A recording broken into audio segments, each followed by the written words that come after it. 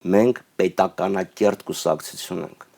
500 տարվա ընդմիջումից հետո մենք կերտեցինք պետություն։ Ավերակների վրա կերտեցինք պետություն եւ այդ պետությունը հանձնեցինք բոլշևիկներին հասկանալով, որ ընտրությունը թուրքերն էին կամ բոլշևիկներն էին։ Եվ ահա այդ մեր կերտած պետությունը 18 թվականին այն հիմքը հանդիսացավ, որ կերտվեց սովետական Հայաստանը եւ անկախ Հայաստանը, որ մենք այսօր ստեղ նստած ենք, դա այդ մեր կուսակցության շնորհիվ է, որ 18 թվականին ավերակների վրա, երբ ադրբեջանցի թաթարները մի կողմից, թուրքերը մի կողմից, Վրաստանի հետ հարաբերությունները այն չէին,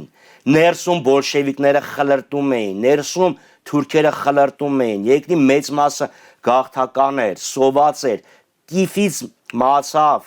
Արամ Մանուկյանը, այդ պայմաններում մենք կարողացանք